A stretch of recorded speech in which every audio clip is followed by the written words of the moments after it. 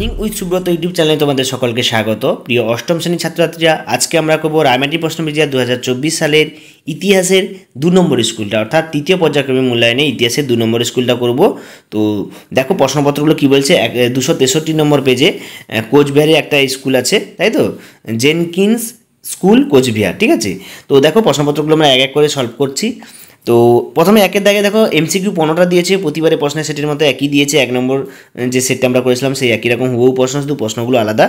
একের দাগে দেখো আইন করে সতীদাহ প্রথা নিষিদ্ধ করেছিলেন কে? না লর্ড উইলিয়াম বেন্টিং বা লর্ড বেন্টিং। সত্যশোধক সমাজকে প্রতিষ্ঠা করেছিলেন জ্যোতিরাও ফুলে।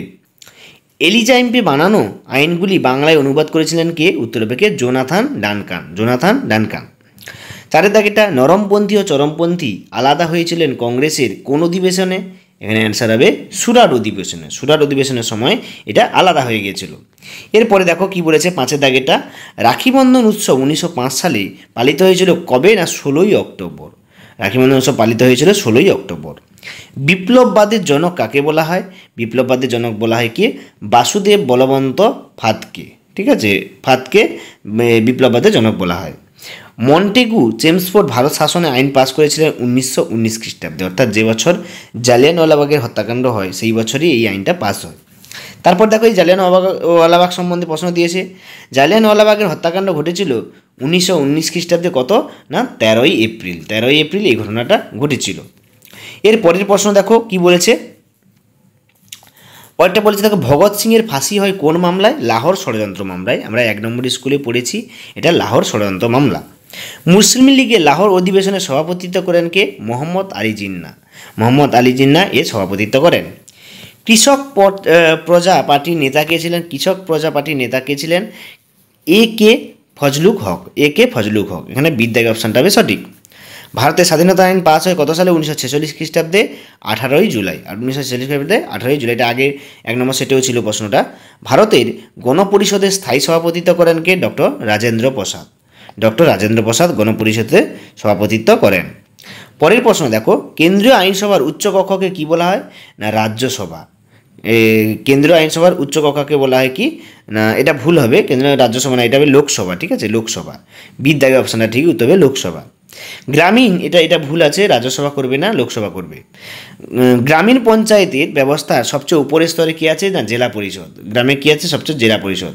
এটা যদি রাজ্যের হতো, এখানে কেন্দ্রীয় উচ্চকক্ষ বলেছে, যদি রাজ্য হতো তাহলে রাজ্যসভা হতো, আর কেন্দ্রীয় আইনসভা উচ্চকক্ষকে বলা হয় লোকসভা, ঠিক আছে। এরপরেরটা দেখো তোমাদের কি আছে না এসিকিউ প্রশ্ন কটা দিয়েছে? এখানে 10টা দিয়েছে, আমরা এক এক করে কমপ্লিট করব। তো প্রথমে দেখো 7টা প্রশ্ন এদিকে দিয়েছে, সেগুলো কি বলেছে। আত্মীয় সভাকে প্রতিষ্ঠা করেন? না আত্মীয় সভা প্রতিষ্ঠা করেন, মনে রাখবে এখানে আত্মীয় সভা প্রতিষ্ঠাতা হচ্ছে রাজা রামমোহন রায় আত্মীয় সমাজ প্রতিষ্ঠা করেন। ফরাজি কথার অর্থ কি? ফরাজি কথার অর্থ হচ্ছে বাধ্যতামূলক কর্তব্য। এরপরটা কি বলছে, অনুশীলন সমিতিকে প্রতিষ্ঠা করেন সতীশচন্দ্র বসু। তোমরা দেখতে পাচ্ছ নিশ্চয়ই এখানে সতীশচন্দ্র বসু। তারপরে কি বলছে দেখো, অভিনব ভারতের প্রতিষ্ঠাতাকে বিডি সভাকার। রাওলাট আইন কবে পাস হয়? 1919 খ্রিস্টাব্দে। কাইজার ই হিন্দ কার উপাধি? উত্তর হবে মহাত্মা গান্ধীর উপাধি। করেঙ্গে ইয়া মরেঙ্গে উক্তিটি কোন আন্দোলনের সঙ্গে যুক্ত? না 1942 খ্রিস্টাব্দে ভারত ছাড়ো আন্দোলনের সঙ্গে যুক্ত। 1942-এর ভারত ছাড়ো আন্দোলনের সঙ্গে এটা যুক্ত। এর পরের প্রশ্নগুলো করব, দেখো আমরা এই পেজে আছে। বলেছে তাইহুকু বিমান দুর্ঘটনা ঘটে কত সালে? না 1945 সালে 18ই অগাস্ট। আদমশুমারি কাকে বলে? না একটা নির্দিষ্ট নিয়মে জনগণনা করা হয়, এই নির্দিষ্ট নিয়মে জনগণনাকে বলা হয় আদমশুমারি। প্রত্যেক 10 বছর বা 12 বছর অন্তর এটা করা হয়। তা বলছে নাও অর নেভার গ্রন্থটির লেখককে? লেখক হচ্ছে চৌধুরী রহমত আলী। নাও অর নেভার গ্রন্থটির রচয়িতা হচ্ছে চৌধুরী রহমত আলী। ভারতের রাষ্ট্রপতি কত বছরের জন্য নির্বাচিত হন? 5 বছরের জন্য। আচ্ছা, আর একটা প্রশ্ন স্কিপ করে গেছি। শেরি বঙ্গাল কাকে বলা হতো?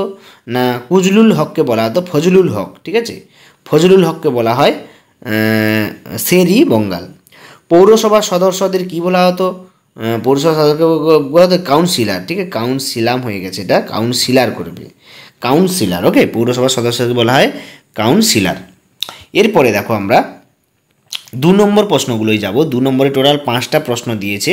তো তোমরা দেখো প্রথমটা কি বলেছে, কর্নওয়ালিস কোড পাবে রায়মাটির প্রশ্নবিচিত্রা 80 নম্বর পেজে পাবে। প্রাচ্য পাশ্চাত্য দ্বন্দ্ব পাবে রায়মাটির প্রশ্নবিচিত্রা 85 নম্বর পেজে পেয়ে যাবে। টিকা মহারানী ঘোষণাপত্র 173 নম্বর পেয়ে যাবে রায়মাটির প্রশ্নবিচিত্রায়। এবং র্যাড ক্লিপ লাইনটা কোথায় পাবে না 290 নম্বর পেজে রায়মাটির প্রশ্নবিচিত্রায় তোমরা এটা পাবে। এরপরে দেখো এখানে 5-এর দাগে 5, 6 এবং 7 বলেছে না। এখানে কেমন প্রশ্ন দিয়েছে দেখো, ভারতের দ্বিজাতি তত্ত্বের প্রবর্তা কে ছিলেন, দ্বিজাতি তত্ত্বের মূল বক্তব্য কী ছিল, এটা পেয়ে যাবে 287 নম্বর পেজে এই প্রশ্নের আনসারটা পেয়ে যাবে। 1950 খ্রিস্টাব্দে 26শে জানুয়ারির গুরুত্ব কী, এটা আমাদের ভারতে প্রজাতন্ত্র দিবস, তার সম্বন্ধে লেখা আছে রায়মাটির প্রশ্নবিচিত্রা 317 নম্বর পেজে। ভারতের সংবিধানে ধর্মনিরপেক্ষ কেন আদর্শ গ্রহণ করা হয় না, এটা 319 নম্বর পেজে পেয়ে যাবে রায়মাটির প্রশ্নবিচিত্রা 2024 সালের। তো সেখান থেকে করবে 2024 সালের রায়মাটির প্রশ্নবিচিত্রা থেকে দেখবে, এবং তাদের কারুর যদি তার আগে হয় তার পরে হয় সেগুলোও আছে, পেজগুলো উল্টে পাল্টে দেখবে, সবই প্রায় সেম। এরপরে 3 নম্বরের প্রশ্নগুলো দেখো, 5টা বলেছে 15 নম্বরের, সেগুলো আমরা দেখব। যে প্রথম প্রশ্ন কি বলেছে দেখো, নববঙ্গ আন্দোলন ব্যর্থতার যে কোনো 3টি কারণ, এটা পাবে রায়মার্টিন সহায়িকায় কত না 163 নম্বর পেজে। ইলবার্ট বিলটা কি এবং এর সম্পর্কে আলোচনা, ইলবার্ট বিল পাবে 189 নম্বর পেজ। ভারতের জাতীয় কংগ্রেসের সুরাট অধিবেশন 210 নম্বর পেজ। জালিয়ানওয়ালাবাগ হত্যাকাণ্ড, এটা পেয়ে যাবে 252 নম্বর পেজ। মাস্টারদা সূর্য সেন কেন বিখ্যাত, এটা পাবে 241 নম্বর পেজে। এরপরে দেখো 5-এর দাগের আমাদের 6টা প্রশ্ন আছে, 4টে করতে হবে।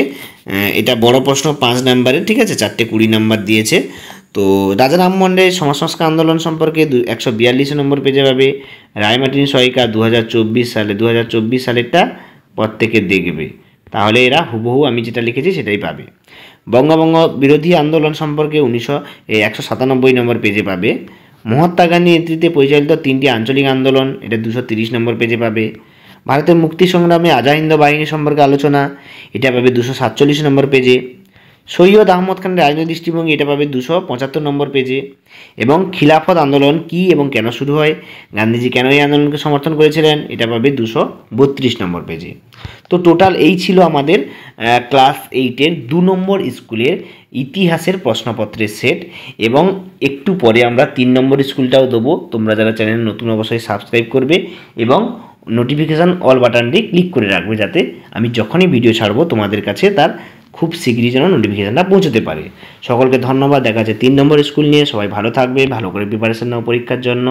দেখা হচ্ছে পরের ভিডিওতে।